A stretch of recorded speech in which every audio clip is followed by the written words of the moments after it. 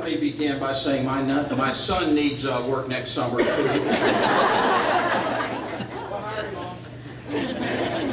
Thank you, John. I'm going to do something a little different this morning. I really want to deal with a few pieces of data this morning and some building depictions. So we're actually going to use a PowerPoint this morning, which gives me enormous heartburn, but just bear with me. Now, I hope all of you can see it from the back. Rich and I actually went back there and tested it, and God knows if we can see from back there, all of you should be able to see from back there. Let me, and I'll try to move through these plates fairly quickly this morning. I want to talk briefly about the budget. I want to talk about upcoming academic programs. I want to talk about the research and outreach initiatives, a little bit about the facilities, of course the always popular faculty support, and then a little bit at the end about the future. So let's, Brad, let's click it on to the, and I know there'll be groans on this. It'll be, oh God, Carter's starting with the finances again. Actually, that's very good news, because it is good news. If it wasn't good news, it would be buried in about the 6th plate. Please walk from the top with me, if you will, and I'll move through it quickly. While you were away, the General Assembly finally passed the budget. I think we got a budget the 2nd week of July. We did receive $500,000, $500,000 recurring to fund our nurse practitioner program. And by the way, let me point out, among the universities and technical colleges in South Carolina, there were only 2 recurring appropriations this year. One for Francis Marion and one for USC's distance learning. None of the other universities received recurring appropriations, although they did receive non-recurring, so we're very proud of that. We also received $100,000 non-recurring for nurse practitioner equipment. That was vetoed by Her Excellency the Governor. However, that was very rapidly overridden by the General Assembly, so we were able to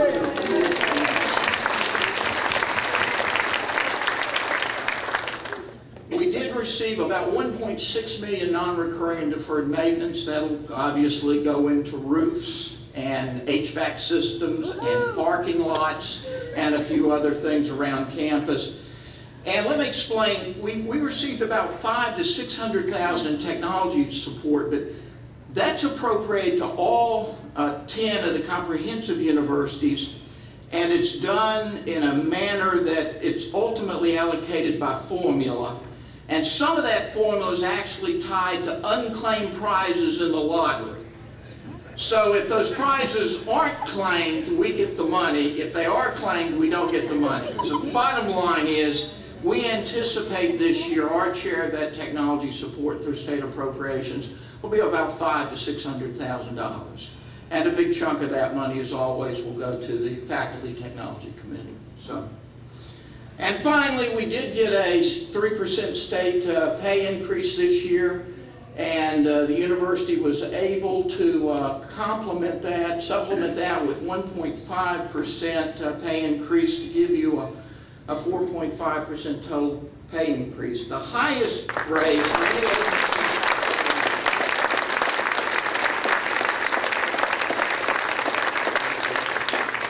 You stepped on my applause.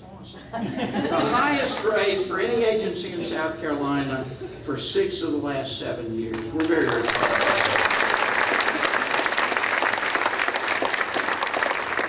And that gives us something to strive for every year as we go through.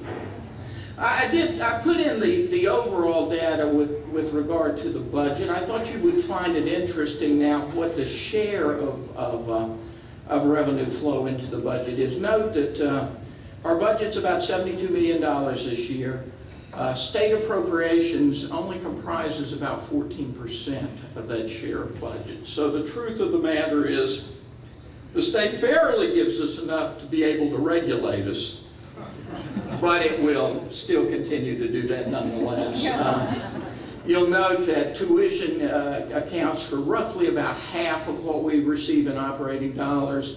And it's interesting, now we're up to about 36% in terms of money from federal government, state government, other than state appropriations, and private contributions for the operating of the university. Now, The latter category does include financial aid for students coming from federal sources. So you understand how important things such as the Pell Grant program are to the university. I would never use this microphone to extol a political point, but programs like the Pell Grant are clearly important for the continued education of the men and women who come to this institution.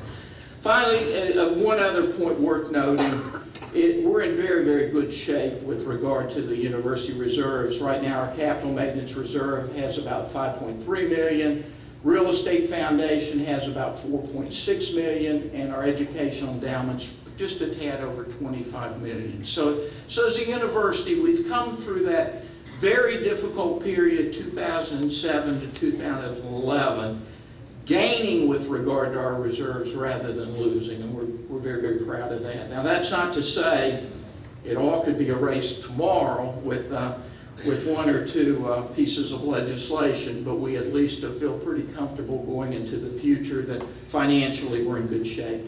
Let's flip over to the academic programs if we might. Let me begin by thanking the faculty for moving that Master of Science in Nursing, Family Nurse Practitioner, and a Master of Science in Nursing, Nurse Educator through the faculty last year. Through the Faculty Senate, my compliments to the nursing department for coming up with a superb curriculum. That program is now fully funded with that $500,000 appropriation we received. And in January, Ruth, we will admit 32 students. We'll admit 20 in the Nurse Practitioner program and 12 in the Nurse Educator program, right?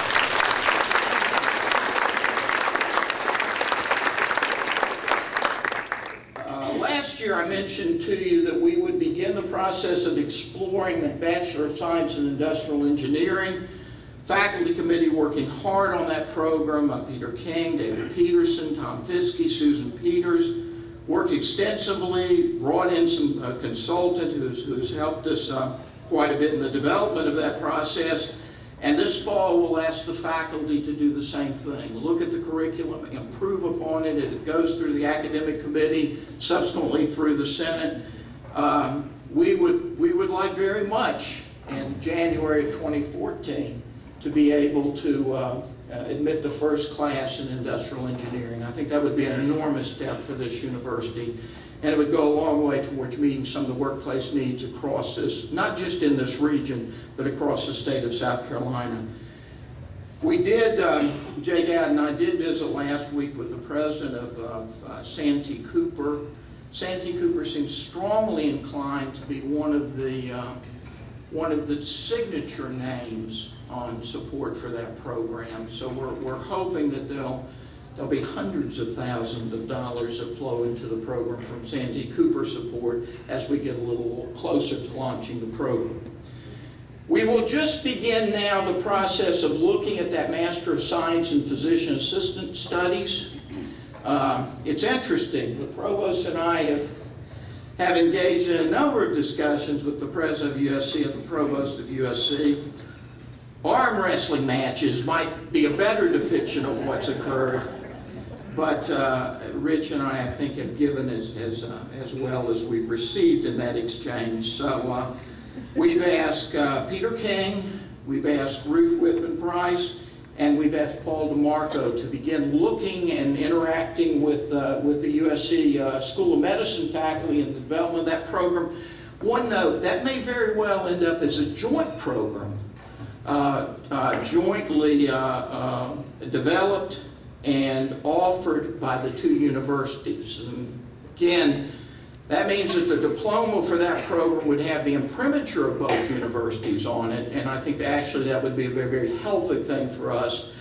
And we'd be careful about saying this, but that also might be the mechanism by which we gradually move into the offering of our first doctoral program here, albeit a doctoral program that would be a joint program with one of the research universities. So we'll see how that process develops over the next year. Two more programs very quickly I just want to mention. We've, very similar to the Master of Science in Industrial Engineering, we've been asked by corporations across the PD to look very strongly at the development of an agribusiness management Bachelor of Science. We've engaged in discussions with Dr. O'Brien on this one, and I think what we'll do is, as we've done with the other programs, we'll ask the faculty to form a feasibility committee to look at whether or not there might be applicability for that degree on this campus, serving constituencies across the state. There is no Bachelor of Science in Agribusiness in South Carolina. There are such programs in the Southeast and Midwest. They serve primarily rural areas, as you might imagine. We've known all along we have no interest in doing an agriculture degree. Clemson does that very well in this state, but agribusiness management is a different type of degree that focuses more on the processing, distribution, merchandising of agricultural products. In many ways, that may be the same type of combination that we enter into perhaps between business and biology as we did between business and music with the music industry degree. But we'll let you all decide that as we move through that process. And finally, let me just mention the MPA degree. We complete our feasibility study. David White, Alyssa Waters, Hubert Sesser did a masterful job. Now we're waiting the CCU faculty and their administration to go through the same process and respond to the overture we made to them. So we'll be back to you later in the year with where we are on that MPA degree. Let's move on to the research and outreach initiatives. And let me, I know this sounds very busy, but let me work through this very quickly. And some of this is drawn to the presentation I gave 2 weeks ago to the CHE. This faculty does an extraordinary job with research and service, and particularly research that flows across the continuum, pure, applied, and pedagogical. Yeah, I could go on and on about the level and quality of the research you do, but I will tell you this, it's on par with any comprehensive university in South Carolina and exceeds the level of research in most universities in South Carolina. You've come a long way the last 13 years with regard to the development of research designs, research programs, and the acquisition of funding research. One other point, your research is really good. And I know I always tread on dangerous ground when I do this, but I'm going to mention just a couple of faculty members who sent me something to read and I read it. And I want to brag about the quality of what they produced. One was, of course, Phil Gardner, who published a wonderful collection of short stories this summer called Somebody Wants Somebody Dead. Now, at first, I thought that was a treatise on gubernatorial legislative relations. And I was very angry that Phil was getting into my area.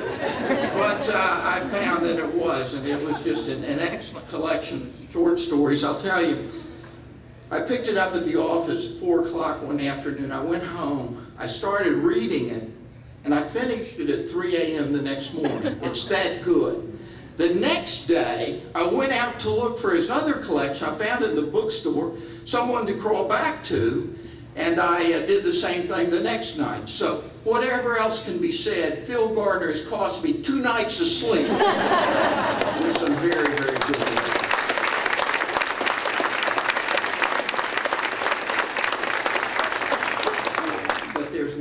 Excellent piece of work that I want to call your attention to. Alan Lockyer has just published his autobiographical journeys, and I started reading that yesterday afternoon. I'm about a third of the way through it. Now, I'm sorry, Alan, I didn't stay up last night to read that, but it's a wonderful read. My compliments to you, my friend.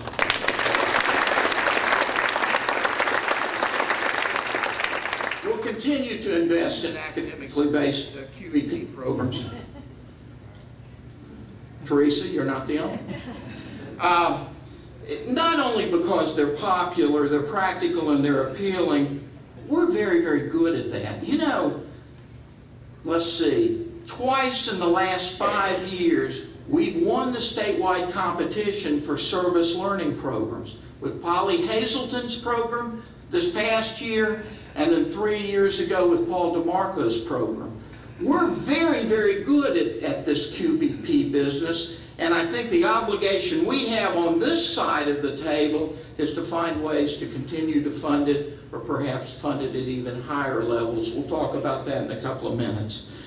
Let me talk very, very briefly about the Robert E. McNair Center. We now have 10 McNair Scholars on board, and now we'll start focusing on the cultivation of new research, outreach, and service programs. There'll be a little more about that in just a few minutes, but I think now, having gotten the academic foundation established for the McNair Center, we will begin our efforts to develop a very, very visible and recognizable outreach program. I-95 Corridor Initiative, many of you have been involved in that in this room. If you recall, in 2007, we were actually given a legislative mandate with NC State University to go about the development of programs in the corridor. I want to be very careful. I don't mean these comments to sound pejorative. South Carolina State probably has not been able to keep par with what we've been able to do during that period of time for different kinds of reasons. But on the northern part of the corridor, we've been able, with the assistance of many, many faculty in this room, to take forward a great number of initiatives to work, if you will, in our own backyard to try to improve the quality of life for people who are our neighbors. Our Rural Leadership Institute, our Nonprofit Leadership Institute, the Center for Entrepreneurship, the Arts Program, our School of Education Center for Excellence, are all very, very important parts of that I-95 corridor initiative. Finally, of course, we formed 3 years ago that consortium, that partnership with FMU, USC, McLeod Health, and Carolinas Hospital System. Now you're starting to see the development of some of those academic programs, the nurse practitioner program, the physician assistance program. Many of you read in the paper this summer about the possibility of our bringing 3rd and 4th year medical students to Florence for their last 2 years of clinical training. If that occurs, and I think there's a strong likelihood that it may, those 3rd and 4th year medical students will be housed with our nurse practitioner students and our PA students, hopefully in a new facility downtown, but more about that later. So we're very, very excited about those initiatives. Let's look at the facilities. We've been talking about this for 2 years. It's actually going to go up this year. The money's there. We're going to raise that office services building over, located right behind the Hyman Fine Arts Center. That building will accommodate the print shop, mail services offices. We'll start it this fall. We anticipate it'll be finished in the spring, and that'll be a very, very attractive building. It'll have a design very similar to the design of the cottage, and with a picnic area for students out to the side. And I think hopefully it'll be a very, very fine addition to the campus. That also means that we can take down that hideous gray building on the front part of it, or we could just leave it up another year as it falls down, one or the other. Let me go on to the next one. As we move forward with the nurse practitioner, nurse educator, and physician assistance program, all of these programs are very, very heavily weighted towards clinical hours that have to be spent at the hospitals as opposed to academic courses, mix of the two. We're going to begin a quest to try to raise the money necessary to build that health sciences building downtown. It'll cost about $15 million. We believe we know where we want to build it. It'll be raised in the vicinity of the Performing Arts Building, on the back side of it on Irby. We will request $5 million this year from the General Assembly, but we're going to request it this way. We know the pleas for bond bills seldom work with the General Assembly. At least they haven't worked for any institution since 1999. So what we'll promise the General Assembly is you give us 5 and we'll raise 10. We'll do a 2-to-1 private to public match. Now that's going to make the other institutions very, very angry, because we'll change the rules pertaining to the allocation of monies, but I hope that it'll be innovative enough to work to our advantage in the process. Let's move on. We spent this year, first part of this year, Pam Rooks and John Tuttle and Alyssa and Scott, we all sat down and looked at the design of a building that would perhaps house the honors and international programs in the McNair Center. We believe we can build this with non-state resources and private contributions. We're well on the way towards being able to raise that building. That would, for the first time, give a place for the students enrolled in those programs to call home, as well as the faculty offices. By the way, that depiction doesn't do that building justice. There's an atrium in the middle of that building, and on the archway on the front with the glass top extends all the way down through the center of the building. It's a stunningly beautiful building, and we have every expectation that we will raise that building in 2014. And for the first time, again, our honors international programs in the McNair Center will have a dedicated home. Finally, the last quest, which I'll be talking about until I'm 85 years old. Feels like only a year or two.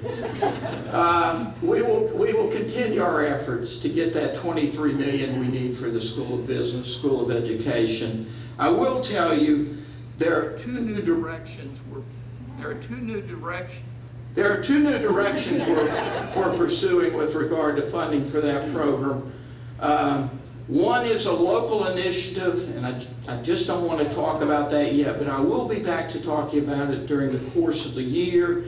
And the other is, of course, looking at a similar type of match situation. If we're successful with the health sciences building, we go back in a subsequent year with some kind of similar template. So those are the programs, the buildings we hope to see going up in the next 4 years, 5 years.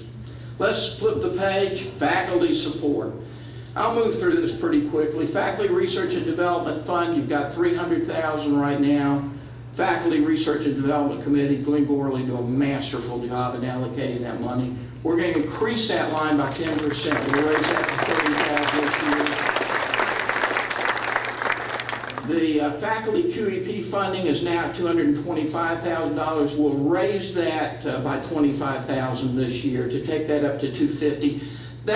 That's the commitment we gave to SACS early on. We started, if you guys remember, about 150. We said we'd get up to $250,000 by the time they came back at mid-year. So we're actually at mid-decade. So we're actually a year early in terms of being able to build up that program. The third and fourth are new initiatives. So one thing I've always been troubled by is when you get a sabbatical, you should have some earmarked funding tied to that sabbatical and not have to pursue independent efforts. So from now on, beginning this semester, every faculty member who receives a sabbatical will automatically receive $3,000 in research support to fund that sabbatical. Dependent upon this, you do need to prepare a budget, and you need to submit that budget to Rich Chapman for review and approval. If Rich approves that budget, you don't have to apply for research funding outside your sabbatical. It's built into the approval for the sabbatical itself. I think that will allow more faculty to pursue more innovative efforts with regard to their sabbaticals. I hope so in any event. So we'll begin that this semester. And finally, the fourth issue down there, the fourth area, we talked a little earlier on about extending the outreach role and responsibilities of the McNair Center. We're going to ask Alyssa Waters and Scott Kaufman to prepare a request for proposals to submit to the faculty, and we're going to fund up to 4 or $5,000 grants reserved exclusively for faculty proposals to look at human service need issues within the PD region of South Carolina. Now guys, there's a reason why we're doing this. I think we can take $20,000 of our own money. We can probably leverage that over the next 2 to 3 years with a rather sizable amount of corporate money across the PD, because we'll use that in the same kind of match process and inviting our corporate partners to come in and research some of those issues on our own. And by the way, that's human needs broadly defined, okay? This isn't one of these things where we're simply going to look at social service assistance and the like.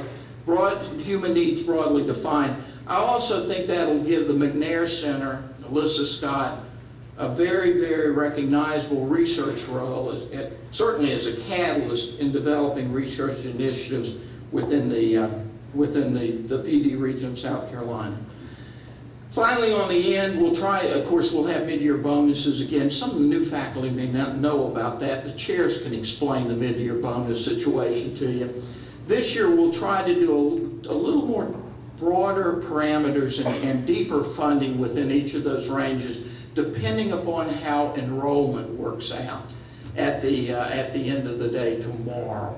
So we'll see how that goes. One other issue, some of you have asked me about it, and yes, we'll do what we've always done.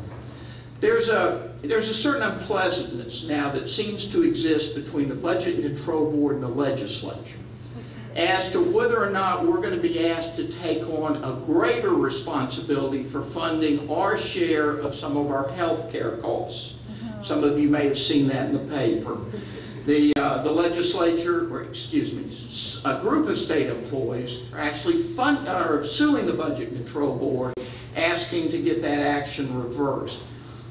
If that action stands, we'll be back to you. We'll try to find a way by January, when those enhanced contributions kick in, to try to assist the faculty and the staff in bearing that burden. We'll try to do what we've done with health increase in the past. We'll try to provide you a mid-year salary adjustment to take some of that pressure off of you. I'm hoping it won't be necessary. I'm hoping that the state employees sued against the Budget and Control Board will prevail. But we'll wait and see what happens. Finally, very quickly, let me run through the future. I've talked a lot about outreach. I've talked a lot today about other types of programs. Please understand that our liberal arts curriculum is the core of this university, and it will continue to serve as a foundation for the development of every program that we offer here.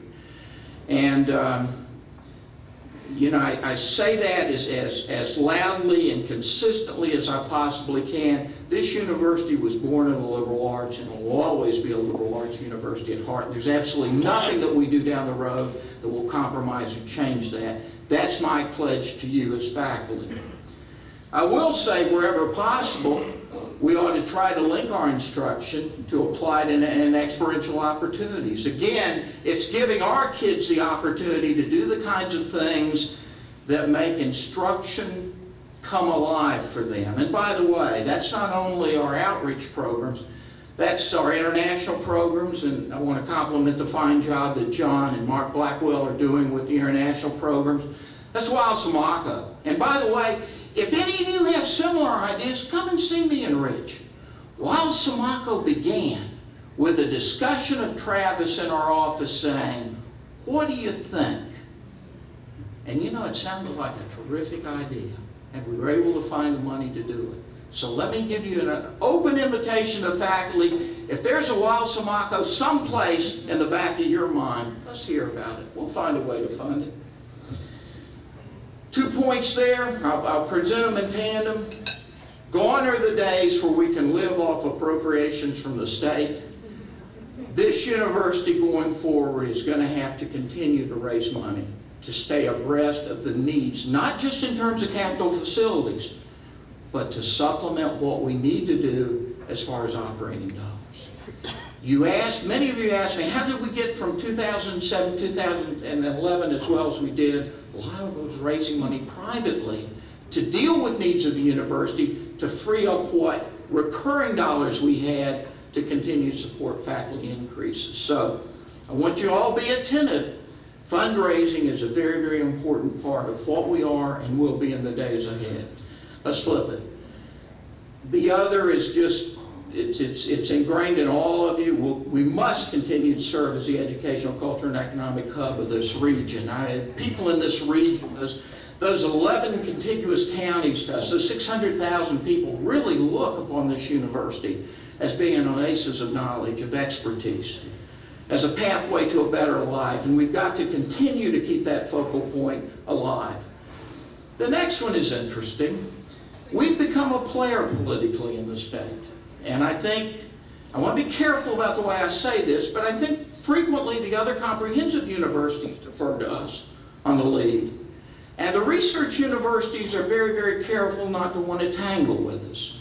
So it's interesting in South Carolina. You not only have to exert your impact as a university educationally, that's a given, but you've got to be a political player. If you can't be a political player, you'll never get those educational programs you need to educate the men and women who come to your institution. I think we're moving along in a very, very progressive way with regard to that middle issue. And finally, I feel very, very strongly about this. In fact, I feel very, very strongly about this, that I think you should actually add it as a university strategic plan goal.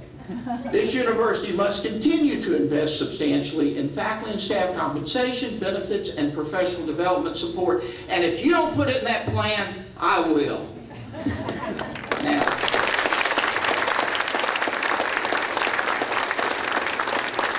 let me just end by saying this. I've said it many times, and all of you know this.